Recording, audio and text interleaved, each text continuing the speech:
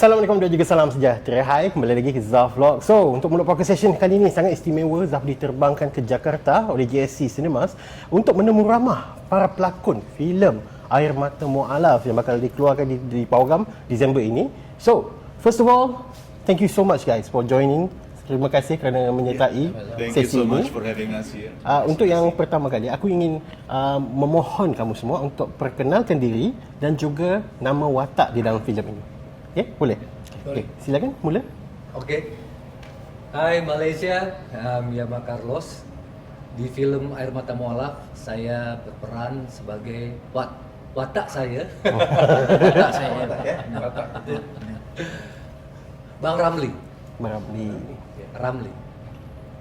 Halo, saya Budi Ros. Saya memerankan tokoh Joseph. Ya. Halo, saya Hazman Ali Drus, berperan sebagai Syed. Halo kawan-kawan di Malaysia, perkenalkan saya Rizky Hanggono. Saya berlakon sebagai watak daripada Willy di sini. Terima kasih.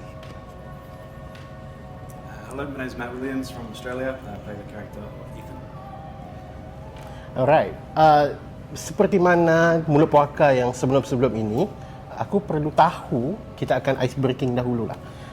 Aku ingin tahu filem kegemaran kamu tapi daripada Malaysia. Boleh namakan satu filem? Black Brother. Oi, Black Brothers filem. Pasal like action movie. It's Itu bisa actually Inggris ya? ya. Sikit-sikit lah, boleh lah. English boleh lah. Okey, silakan. Father? Ya, saya lupa nama filmnya. Nama sutradaranya juga lupa, tapi saya ada satu favorit. Mungkin ada yang bisa bantu. Ya, Sutradara terkenal Malaysia siapa itu? Perempuan. Ya, perempuan. Itu Oh. dia. Ya betul. Saya menonton mungkin 2-3 film dia. Ya, saya suka sekali persoalan-persoalannya, persoalan sosial terutama ya, persoalan masyarakat secara umum lah. Itu menurut saya sangat menarik. Ya. Ya. Jujur ya jawabannya, jujur ya. Kalau saya filem Mat Kilau. Ya. Mat Kilau. Highest grossing in Malaysia. Silakan. Okay, saya. I like war movies, action movies, and I've seen this one particular movie, about Malaysian contingent in Somalia. Malbat, right? Yeah, Malbat. I like it. It's quite good, quite historical, and quite representing how the bravery of the Malaysian soldiers. Nice. I like it. Yeah. Silakan. Your favorite Malaysian movies? Yes, I've seen Makalau. It was like that much. And Blood Brothers, I still haven't seen. I'm looking forward to Blood Brother. Yeah, Okay. Can't wait to see them. Okey, untuk Air Mata Mu'alaf, apakah filem ini? Apakah yang audience boleh nantikan apabila tonton di Pawagam nanti? What is about? Apakah filem ini sebenarnya? Anyone boleh? Okay. Start. Who's going first? You? Kayaknya bahasa Inggrisnya bagus lu deh. Ini. Oh ini. Kalau ini kan udah jelas bagus. How come I speak English better than him? Just go ahead. What is this movie representing about? The most value. The whole movie. What is? Well, on my end, Yeah. the whole movie. Yeah. What do you think the most interesting one? So yeah, throughout the whole movie, this represents this family love. Love, of course, with families, we aim for joy, but it's not always sometimes happening. We have problems with each other and disputes. At the end of the day, connection with God and family comes first. Yeah. Very different challenges to get there. To overcome with. Yeah, probably from the title, people will think it's all about religion and everything, But aside from the religion side, we can say that it's about your choice that you make in your life. That sometimes doesn't always meet up with other people's expectations, opinion, perspective, and including from your family, right? Dan itu bisa cukup timbulkan masalah, pertentangan, dan itu harus kita bisa overcome dengan baik in the name of love and in the name of family comes first. And then you go with your decision in life. Yeah, and sometimes you might have plans and decisions, but then something outside of your control can shift your life in a whole different trajectory of where you weren't planning. Yang lain, apa beza filem ini dengan berbanding filem Indonesia yang lain? Saya ingin sampaikan begini. Okey. Film ini hal yang paling menarik menurut saya adalah karena ia bicara tentang kemerdekaan, kemerdekaan berpikir terutama, kemerdekaan dalam menentukan pilihan. Dan saya kira manusia lahir sudah dengan kemerdekaan itu. Jadi ketika seseorang pada saat titik tertentu atau bahkan sepanjang hidupnya memperjuangkan kemerdekaannya, maka ia adalah sesuatu hal yang mendasar. Dan itu menjadi sangat penting untuk ditonton oleh masyarakat menurut saya. Ya, saya kira itu yang paling penting. Film Indonesia mungkin banyak yang bicara tentang itu, tetapi ya kita boleh bandingkan nanti apakah film ini lebih menarik atau tidak. Saya kira itu publik yang akan menilai. Saya kira. Menarik. Terima kasih. Oke, kalau saya ingin sampaikan singkat aja bahwa pada akhirnya rasa cinta itu lebih besar dari apapun yang ada di dunia ini. Apa yang dia yakini, apa yang dia percayai, tapi pada ujung-ujungnya adalah bahwa cinta itu lebih besar, cinta itu yang diinginkan oleh semesta ini, cinta itu yang menyatukan semua manusia. Kamu? Ya, dan mungkin ada tambahan sikit. Cerita ni berkisahkan untuk keputusan itu harus membuat dengan penuh solid. Maknanya jangan ragu-ragu dalam membuat keputusan dan harus ada cakap info daripada maklumat yang betul, bukannya membuat keputusan yang melulu apa kalau di Indonesia? Buru-buru ya. Terburu. Jangan bikin keputusan itu secara buru-buru. Harus mikir dulu setepatnya. Okey, aku difahamkan filem ini ada syuting di luar negara. Boleh siapa-siapa yang terlibat di luar negara itu kongsikan. Is it a difference between here in Indonesia and out of there? Boleh kongsikan? Okay. Yeah, itu. What's the difference Sure, between yeah. here and Australia? In filming, yeah. So here, in terms of, there's a lot more traffic here, a lot more people here. So Australia, probably easier for setup and production-wise.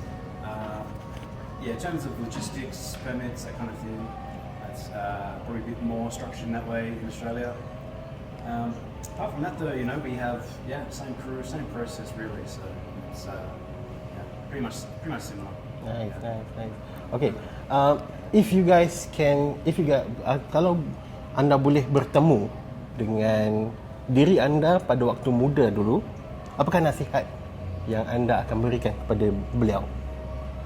To your younger self, yourself, tapi umur muda, your younger self.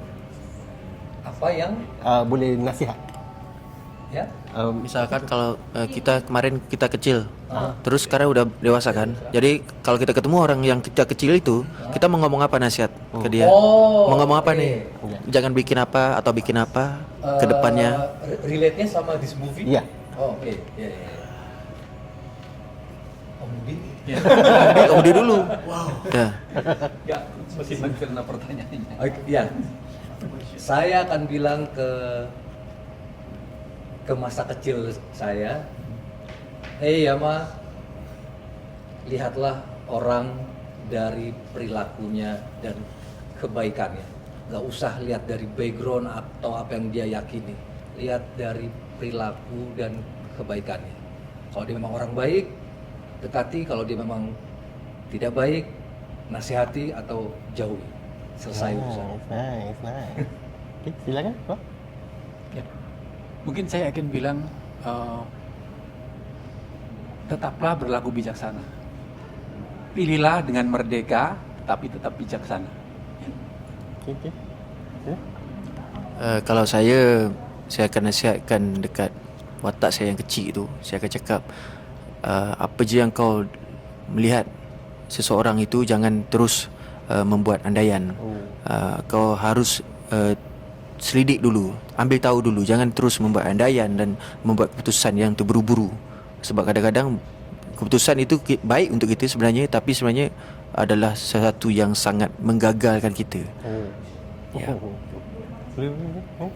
Wow, it's quite a hard question to answer. Yeah, I'll go with the.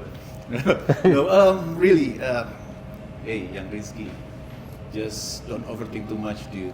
You know, just be bold, be brave, take a leap, and do whatever you can. As long as it's good for you, you don't mean bad to other people. Just do it and do your best. I think that's what I would gonna say to my younger son. Nice. You got the Got the question. questions, yeah? But I only heard one answer. So. Yeah, quite emotional to answer that. Yeah, that's okay. Go ahead. I would say, yeah, be strong, be prepared, Yeah. and be kind. Always. Be Pretty kind. much, that's right. Yeah. Preparation meets opportunity. Kindness creates opportunity, and yeah, just do everything with kindness and love. Yeah. Okay. Sebenarnya aku belum tonton lagi filem ini. Jadi aku tak tahu bagaimana aku nak tanya soalan ini. What are your favourite moments dalam filem ini? Kongsikan secara non-spoiler. Nanti audience akan tahu di mana. Non-spoiler. My favorite moment in this movie ketika Ramli harus berpura-pura tidak tahu apa yang terjadi. Okay. Silakan, Bang Ramli. Yang menarik. Oh iya. Jadi bagaimana kita pada akhirnya harus memberikan restu, memberikan izin, mengikhlaskan bagian di mana seorang anak atau bagian dari keluarga kita memberikan restu. Oh. Ya. Konflik itu saya kira salah satu bagian yang menarik dari film ini. Okay. Itu mungkin ada kaitannya dengan tadi saya bilang pilih dengan bijaksana ya barangkali. Oh ya, yeah. Kalau saya sebenarnya saya nggak bisa ngomong juga karena susah. Misalkan bisa jadi spill ya. Jadi mungkin ngomongnya cuman satu kata aja, boom. Ya memang kayak jeda, ya gitu kan? Ya itu dah. Ya, boom. Boom ya. Menarik ya, benar. Boom ya. Ya benar. Okay, let's go with the boom. Okay, challenging. What favorite moment? Favorite moment, Favorite yeah. moment. I got emotional if I answer this. You know. Okay, one of my favorite moments in this movie is gonna be when Willie has been playing tough all the time gitu as a big brother and everything. But sometimes as a man, you cannot hold the burden in your mind and in your heart quite any longer. And then in one moment you broke down, and then you have to share it with your mother about everything, you know, just to make it more easier for you to face. I think that's one of my favorite moments here in this movie because I think it can relate with a lot of us, a lot of guys, Yeah. a son, a husband, a brother, or whatever. So yeah, that's my answer. Nice. Your favorite moment in this movie? What's your favorite moment? As in, like, In your role, probably. In your role? In her Yeah. role? in every role. Yeah. Yeah, so throughout production, Australia was so fun to just go to different locations, get some iconic spots, all of Sydney. So the whole production process was really fun. But one scene in particular, we basically had a party, so we're inside the bar, inside the club. So of course it's going to be fun. Yeah. Was the music? No. Fake dancing. It's a new skill, Let's see what happens. Dan sebenarnya ada satu tambahan lagi scene yang menarik.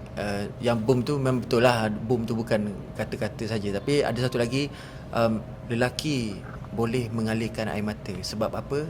Tengok cerita ni. Wow. Okay. Man can cry. Ya, man can cry.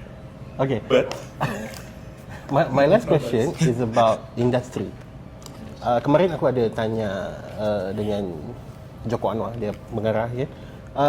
Salah satu aku ingin tahu progress industri filem tempatan Indonesia. So aku dapat identify perfilman Indonesia semakin lama semakin menaik. Ramai orang datang ke sinema. Walhal di Malaysia kita ada satu ancaman lah daripada streaming service, okay, Netflix and all. Benda itu mengacau orang untuk pergi ke program. Banyak orang makan kata lebih baik aku tunggu di Netflix. Benda macam tu. So, apakah rahsianya Indonesia berjaya menarik lebih ramai penonton pergi ke pawagam pada tahun ini dan sebelum-sebelumnya? Apa bagi pendapat you guys, in your opinion, apakah kunci utama untuk lebih ramai orang pergi ke pawagam? Boleh kongsikan? Saya kira di Indonesia mengalami pasang surut yang banyak ya. Tapi memang momen ini atau mungkin beberapa tahun terakhir ini memang sinema marak lagi. Saya kira ada semacam gerakan yang sedang dilakukan, sudah dilakukan oleh teman-teman film di sini, para filmmaker di sini, dan saya berharap bahwa gerakan itu tidak berhenti, terus menerus, sehingga orang datang ke bioskop ada kegembiraan, ada yang kepengen dicari, ada suasana yang berbeda. Nonton di Netflix sendirian, di rumah mungkin di kamar, nggak ada sihir gitu. Sihir nonton bioskop meskipun itu bukan live dalam pengertian seperti pertunjukan panggung, di sana ada sihir yang kita nikmati, lampu dimatikan, gitu. Nah itu saya kira itu harus dilakukan terus-menerus. Bagaimana supaya filmmaker melakukan gerakan supaya bioskop Indonesia itu harus dilakukan di Malaysia. Saya kira. Silakan pendapat. Ya, I think apa yang dikatakan oleh Om Budi Ros semuanya benar. Semuanya sudah mewakilkan. Nah, yang boleh saya tambahkan sedikit, mungkin kuncinya adalah di Indonesia para filmmaker semakin banyak yang bikin film, syuting film, dan semakin banyak story yang ditawarkan, yang ditampilkan, akhirnya masyarakat menjadi curious, pengen nonton di bioskop atau pawagam. Dan juga dibantu oleh peran zaman sekarang media sosial. Itu juga salah satu kunci film ini ramai orang ingin nonton di sinema. Jadi bagaimana how to manage media sosial, film itu bisa menarik perhatian.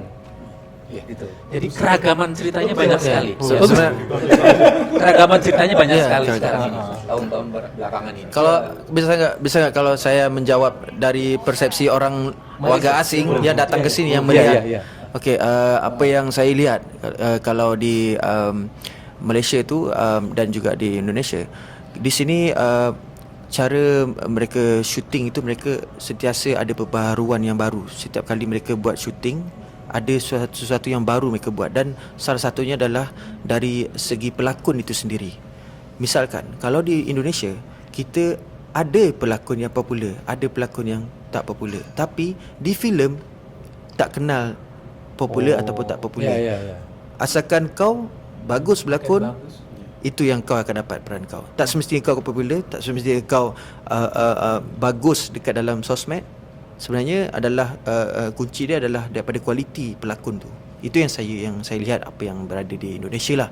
Dan mereka, kalau kita tahu orang Indonesia memang ada satu jati diri yang suka berusaha bersungguh-sungguh. Dan kalau kita lihat daripada awal dulu sebelum mereka maju ke OTT di streaming, waktu mereka tu naik waktu pandemik, dan masa tu bercambah-cambah semacam cendawan yang tumbuh di production house, production yang ada dekat Indonesia, fokusnya ke OTT banyak. Sedangkan kita waktu pandemik, kita diam dan bungkus, tak ada. Rata-rata macam tu, memang sampai sekarang masih. Dan benda tu yang buatkan kita ketinggalan. Itu yang saya lihat daripada persepsi dua tempat. Dan yang paling efek besar itu adalah daripada pelakon itu. Saya lihat dekat sini banyak filem-filem yang box office dekat Indonesia, pelakonnya bukan pelakon popular, tapi pelakon yang bagus, yang dilatih dan juga yang di casting. Bukannya pelakon yang, kita bukan nak cakap apa, tapi memang itu yang sekarang yang terjadi, hakikat dia. So itu yang kita nampak perbezaan. Indonesia memilih kualiti, dan mereka makin hebat di bahagian kualiti lagi. Yang memang saya aku benda-benda tu. Thank you so much Al Idrus. Tapi sepak bola kita tetap Ya, terus kita bersaing, tetap ya. teman dong. Ya, tetap teman. Kita cuman di sosmed aja. Dua hal yang berbeda. Itu beda jalur ya. Ya, tapi oke lah, masih bisa terima. Seru ya, benar sih. Ya, karena sepak bola itu emang ya kita nggak berantem. Kalau sepak bola cuma di sosmed aja. Ya, kalau di depan kayak gini, itu oke. Ya kan? Okay, what to say? I think Tinggal dirangkum aja. yeah, I just to translate what all they say to us now. I mean kalau merujuk daripada masalah teknis dan segala macam, Bang Joko memang dia lebih paham dan sebagainya ya. Cuma mungkin kalau saya boleh tambahkan, we need to find that magical aspect that Pak Budi said just yet. So how to offer to the audience about what can we offer that you can watch in the cinema rather than to wait to be aired on OTT. Ya kalau digabungkan dengan Hasman tadi bahwa tidak melulu kita harus dengan pemain terkenal atau apapun, karena saya yakin I believe in the power of storytelling, and then lo punya value yang bagus. Dan yang satu sih mungkin boleh saya tambahkan sedikit adalah kedekatan emosional dengan penonton, karena kalau kita jual film, kita tawarkan film, yang kita tawarkan bukan produk saja, tapi about feelings.